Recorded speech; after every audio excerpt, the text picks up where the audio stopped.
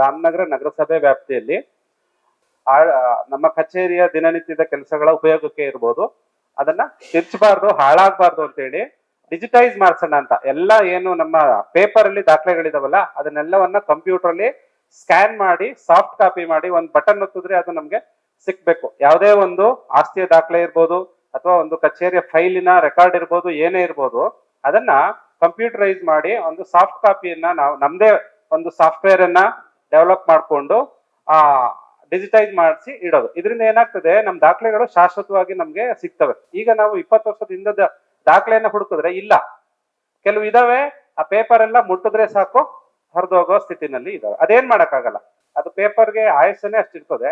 So ಅದನ್ನ ನಾವೊಂದು soft copy ಮಾಡಿದ್ರೆ ಅದು ಮುಂದೆ ಎಷ್ಟು ವರ್ಷ ಬೇಕಾದ್ರೂ ನಾವು ಶಾಶ್ವತವಾಗಿ ಇಟ್ಕೋಬಹುದು. ಸೊ ತಾವು ಏನೋ ಡಿಜಿಟೈಸ್ ಮಾಡ್ತೀರಿ ಅಂತ ಹೇಳ್ತಿದ್ರಿ, ಅದು ಯಾವ ವರ್ಷದಿಂದ, ಅದು ಹಿಂದೆ ರೆಕಾರ್ಡ್ಸ್ ಇರೋದೆಲ್ಲ ಅದು ಡಿಜಿಟೈಸ್ ಮಾಡ್ತೀರಾ? ಏನೋ ಒಂದು ಸ್ವಲ್ಪ ಕ್ಲಿಯರ್ ಆಗಿ ನಮ್ಗೆ ಹೇಳ್ಬೇಕು. ಆಮೇಲೆ ಇನ್ನ ಒಂದು, ಅದು ಎರಡನೇ ಅಂಶ ತಾವು ಹೇಳಿದ್ರಿ, ಅದು ಏಜೆನ್ಸಿ ನೀವು ಮಾಡ್ತೀರಿ ಅಂತ. ಅದು ಏನ್ ಏಜೆನ್ಸಿ, ಯಾವ ತರ ಪರಿಶೀಲನೆ ಮಾಡ್ತೀರಿ? ಅದು ಪ್ರತಿಯೊಂದು ಒಬ್ಬೊಬ್ರದ್ದು ಆಸ್ತಿಗಳು ಇರ್ತದೆ, ಅವೆಲ್ಲ ಡೀಟೇಲ್ಸ್ ಎಲ್ಲ ತಗೊಳ್ಳಿ, ಅದಕ್ಕೆಲ್ಲ ಒತ್ತಡ ಜಾಸ್ತಿ ಆಗಲ್ವಾ ಅಂತ, ಪಬ್ಲಿಕ್ಗೆ ತೊಂದರೆ ಆಗುತ್ತೆ ಅನ್ನೋತರ ಸರ್? ಅದು ಪಬ್ಲಿಕ್ ಮಾಡೋಂಥದ್ದು ಏನೂ ಇಲ್ಲ. ಪಬ್ಲಿಕ್ ಇನ್ವಾಲ್ವ್ಮೆಂಟ್ ಆಗ್ಲಿ ಅಥವಾ ಅವರು ನಾವು ಸಮೀಕ್ಷೆಗೆ ಹೋದಾಗ ಅವರು ಅವ್ರ ಪ್ರಾಪರ್ಟಿ ಮುಂದೆ ನಿಂತಿರ್ಬೇಕು, ಡೀಟೇಲ್ಸ್ ಕೊಡ್ಬೇಕು ಅಂತ ಏನೂ ಇಲ್ಲ. ಎಲ್ಲವನ್ನ ನಾವ್ ಯಾವ ಏಜೆನ್ಸಿಗೆ ವಹಿಸ್ತೀವೋ ಅಲ್ಲಿನ ತಾಂತ್ರಿಕ ಸಿಬ್ಬಂದಿಗಳು, ಟೆಕ್ನಿಕಲ್ ಪರ್ಸನ್ಸ್ ಏನಿರ್ತಾರೆ ಅವ್ರು ಬರ್ತಾರೆ. ಇವಾಗೆಲ್ಲ ಅಡ್ವಾನ್ಸ್ ಆಗಿದೆ ಟೆಕ್ನಾಲಜಿ, DGPS ಎಲ್ಲ ಬಂದಿದೆ.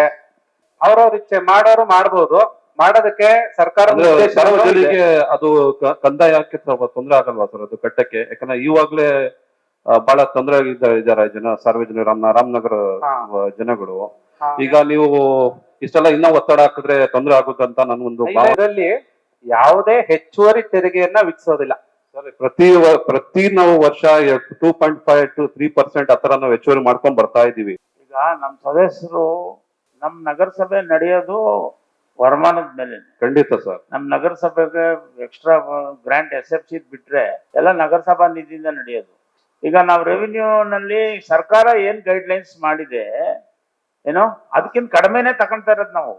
ಹೇಳಿ ಸರ್. ಹೊಸ ನಿಯಮದಲ್ಲಿ ಜಾಸ್ತಿ ನಾವು ವಿಧಿಸಲ್ಲ, ಇದನ್ನ ಫಿಕ್ಸ್ ಮಾಡೋದಷ್ಟೇ ಎಷ್ಟು ಅಂತ. ಜಾಸ್ತಿ ನಾವೇನ್ ಕೌನ್ಸಿಲ್ ಅಲ್ಲಿ ತೀರ್ಮಾನ ಮಾಡಿದೀವಿ ಅಷ್ಟೇನೆ ಮಾಡೋದು. ಯೋಚನೆ ಮಾಡಿ ಸರ್, ಯಾಕಂದ್ರೆ ಇದು ಬಹಳ ಒತ್ತಡ.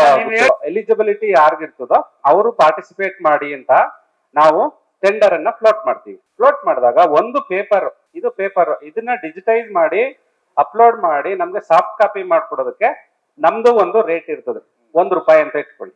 ಅವರು ಕೋಟ್ ಮಾಡ್ತಾರೆ, ನಾನು 90 ಪೈಸಕ್ಕೆ ಮಾಡ್ತೀನಿ ಅಂತ ಒಬ್ಬ ಕೋಟ್ ಮಾಡ್ತಾನೆ, 80 ಪೈಸಕ್ಕೆ ಮಾಡ್ಕೊಡ್ತೀನಿ ಅಂತ ಇನ್ನೊಬ್ಬ ಮಾಡ್ತಾನೆ, ಇನ್ನೊಬ್ಬ ನಾನು 70 ಪೈಸಕ್ಕೆ ಮಾಡ್ತೀನಿ ಅಂತ ಕೋಟ್ ಮಾಡ್ತಾನೆ. ಫೈನಲಿ ನಾವ್ ಯಾರನ್ನ ಸೆಲೆಕ್ಟ್ ಮಾಡ್ತೀವಿ, ಅತಿ ಕಡಿಮೆ ದುಡ್ಡಿಗೆ ಯಾರು ನಮ್ ಕೆಲಸ ಮಾಡ್ಕೊಡ್ತಾರೋ ಅವ್ರನ್ನ L1 ಕನ್ಸಿಡರ್ ಮಾಡಿ ಅವ್ರಿಗೆ ವರ್ಕ್ ಆರ್ಡರ್ ನ ಕೊಡ್ತೀವಿ. 1 ಲಕ್ಷ ಇರ್ಬೋದು, 2 ಲಕ್ಷ ಇರ್ಬೋದು, 3 ಲಕ್ಷ ಇರ್ಬೋದು. ಅವ್ನು ಒಟ್ಟಾರೆ ನಾನಿಷ್ಟು ಪೇಪರ್ ಅನ್ನ, ದಾಖಲೆಗಳನ್ನ ಡಿಜಿಟೈಸ್ ಮಾಡಿದೀನಿ, ನನ್ನ ಬಿಲ್ಲು ಇಷ್ಟು, ನೀವೇನ್ ವರ್ಕ್ ಆರ್ಡರ್ ಕೊಟ್ಟಿದ್ರೋ ಅದಕ್ಕೆ ನನ್ನ ಕೆಲಸಕ್ಕೆ ನನ್ನ ಬಿಲ್ ಇಷ್ಟು ಅಂತ ಪ್ರೊಡ್ಯೂಸ್ ಮಾಡ್ತಾನೆ. ಅದನ್ನ ನಾವು ವೆರಿಫೈ ಮಾಡ್ತೀವಿ. ಟೆಂಡರ್ ಪ್ರೋಸೆಸ್, ಟೆಂಡರ್ ಯಾರು ಬರ್ತಾರೋ ಗೊತ್ತಿಲ್ಲ. ಈ ಸಬ್ಜೆಕ್ಟ್ ಬರ್ಲಿಕ್ಕೆ ತಮ್ಗೇನಾರ ಅನುಮಾನ ಇತ್ತಾ? ಪಬ್ಲಿಕ್ ಏನಾದ್ರು ಕಮ್ಮಿ ತೋರಿಸ್ಕೊಂಡು ಕಂದಾಯ ಕಮ್ಮಿ ಕಟ್ತಾ ಇದಾರೆ ಅನ್ನೋದೇನಾರ? ಅಲ್ಲ, ಈಗ ನಮ್ಮ ಅಧಿಕಾರಿಗಳೇ ಮಾಡಿದ್ರು ಅದನ್ನ. ಯಾಕಂದ್ರೆ ಯಾವ್ದೇ ಒಂದು ಹೊಸ ಬಿಲ್ಡಿಂಗ್ ಕಟ್ಟಿದ್ರೆ ಅದನ್ನ ಅನೌನ್ಸ್ ಮಾಡ್ಕೋಬೇಕು ಮುಂಚೆ ನಮ್ಮ ಅಧಿಕಾರಿಗಳೇ ಹೋಗಿ ಅದನ್ನ ಅಳತೆ ಮಾಡೋದು, ಖಾತೆ ಕುಣಿಸುವಂತ ಕೆಲಸನೇ ಮಾಡಿದ್ರು. ಅಲ್ಲೇನೋ ಲೋಪದೋಷಗಳು ಕಂಡಿದಾವ? SAS ಅಲ್ಲಿ ಏನಾದ್ರು ನಾವೇ ಅನೌನ್ಸ್ ಮಾಡ್ಕೊಂಡಾಗ ಲೋಪದೋಷಗಳು ಕಂಡಿದಾವ? ಸರ್, SAS ಒಂದು ಸರ್ಕಾರ ಜನಗಳಿಗೆ ಒಂದು ಆಪ್ಷನ್ ಅನ್ನ ಕೊಡ್ತು. ಹೌದು, ನಿಮ್ಮ ಆಸ್ತಿ ಎಷ್ಟಿದೆ, ಅದಕ್ಕೆ ನೀವು ಕಂದಾಯ ಎಷ್ಟು ಕಟ್ಟಬೇಕು ನೀವೇ ಘೋಷಣೆ ಮಾಡ್ಕೊಳ್ಳಿ ಅಂತ ಅವಕಾಶವನ್ನ ಕೊಡ್ತು. ಅದ್ರ ಪ್ರಕಾರ ಜನ ಮಾಡ್ಕೊಂಡಿದ್ದಾರೆ. ನಾವು ಕಂದಾಯ ಕಟ್ಸ್ಕೊಳ್ತಾ ಇದೀವಿ, ಅದೇ ಮಾದರಿನಲ್ಲಿ ನಡ್ಕೊಂಡು ಹೋಗ್ತಾ ಇದೆ. ಈಗ ನಾವು ಮಾಡಿರೋದೇನಂದ್ರೆ, ಯಾವ್ದಾದ್ರು ತೆರಿಗೆ ಕಟ್ಟದೇನೆ ಇರುವ ಪ್ರಾಪರ್ಟಿ ಇದೆಯಾ?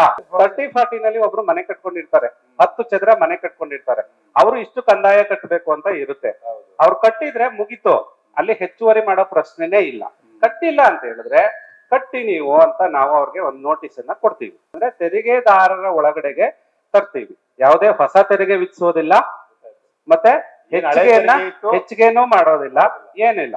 ನೀವ್ ಕಟ್ಟಿದೀರಾ, ಮುಗೀತು. ಕಟ್ಟಿಲ್ವಾ, ಕಟ್ಟಿ ಅಂತ ಕೇಳ್ತೀವಿ. ಏನಂದ್ರೆ ಈಗ ಬ್ಯಾಂಕ್ ಅಲ್ಲಿ ಹೋಗಿ ಕಂದಾಯ ಕಟ್ತಾರ ಅವರು, ಕಂದಾಯ ಕಟ್ಟದ ಮೇಲೆ ನಾವು ಬಂದು ಎಂಟ್ರಿ ಮಾಡಬೇಕು, ಎಂಟ್ರಿ ಮಾಡಿಸ್ಬೇಕು. ಎಂಟ್ರಿ ಮಾಡಿಸ್ದೇ ಇದ್ರೆ ಅದು ನಮ್ಮಲ್ಲಿ ಟಪಾಲು ಕೊಡ್ತೀವಿ, ಟಪಾಲಲ್ಲಿ ಎಂಟ್ರಿ ಮಾಡ್ತಾರೋ ಇಲ್ಲ ಎಲ್ಲೋ ಒಂದ್ ಕಡೆ ಹಾಕ್ಬಿಡ್ತಾರೋ, ಇಲ್ಲ ಪಬ್ಲಿಕ್ ಅದನ್ನ ಕಳ್ಕೊಂಡ್ಬಿಟ್ರೆ ಮತ್ತೆ ಕಟ್ಟುವಂತ ಪರಿಸ್ಥಿತಿ ಇದೆ. ಈಗ ಅವರು ಟ್ಯಾಕ್ಸ್ ನ ಪೇ ಮಾಡ್ದಾಗ್ಲೇನೆ ಅವ್ರ ಖಾತೆಗಾಗ್ಲಿ ಅವರ ಡಿಜಿಟಲೀಕರಣಕ್ಕಾಗ್ಲಿ ಕುತ್ಕೊಳ್ಳುವಂತ ವ್ಯವಸ್ಥೆ ಇನ್ನೂ ಆಗಿಲ್ಲ ಅಂತ ಸಾಕಷ್ಟು ಕಂಪ್ಲೇಂಟ್ಗಳಿದೆ. ಅದ್ರ ಬಗ್ಗೆ ಗಮನ ಕೊಡ್ಬೇಕಾಗುತ್ತೆ. ಈ ವಿಚಾರ ಬಗ್ಗೆನೂ ನೀವು ಸ್ವಲ್ಪ ಯೋಚನೆ ಮಾಡ್ಬೇಕು. ಮೊನ್ನೆ ಪೇ ಆಗಿರೋದು ಆಗಿಲ್ದೇ ಇರೋದು, ಇಲ್ಲ ಯಾರೋ ಕಟ್ಟೇ ಇದ್ರು ಗೊತ್ತಾಗುತ್ತೆ ನಮ್ಗೆ ಏನಾಗಿದೆ ಅಂತ ಅಂದ್ಬಿಟ್ಟು ನೀವೇನೋ ಒಂದ್ ಬಟನ್ ನಲ್ಲಿ ನೀವೇನೋ ಹೇಳಿದ್ರಿ ಗೊತ್ತಾಗುತ್ತೆ ಅಂತ. ಹಂಗಾಗಿ ಅದ್ರ ಬಗ್ಗೆ ಸ್ವಲ್ಪ ನೀವು ಒತ್ತು ಕೊಡ್ಬೇಕು ಅಂತ. ಇಲ್ಲ ನಮ್ಮಲ್ಲೇ ಪ್ರೊವಿಷನ್ ಇದೆಯಾ, ಇಲ್ಲ ಸರ್ಕಾರದ ಮಟ್ಟದಲ್ಲಿ ಏನಾದ್ರು ಆಗ್ಬೇಕಾ, ಅದನ್ನ ನೀವು ಮಾಡ್ಬೋದು. ಮತ್ತೆ ಮಾಡಿ, ಯಾಕೆ ಅದನ್ನ ಇನ್ನ ಎಷ್ಟು ವರ್ಷಗಳಿಂದ ಪೆಂಡಿಂಗ್ ಇದೆ? ದಯವಿಟ್ಟು ಅವ್ರು ಪೇ ಆದಾಗ ಅವ್ರ ಖಾತೆಯಲ್ಲಿ ತೋರಿಸ್ಬೇಕು ನಮ್ಗೆ. ಅದನ್ನ ದಯವಿಟ್ಟು ಅದನ್ನೊಂದು ಗಮನ ತಗೊಂಡು ಅದನ್ನ ಮಾಡುವಂತ ಕೆಲಸನ ಮಾಡ್ಬೇಕು.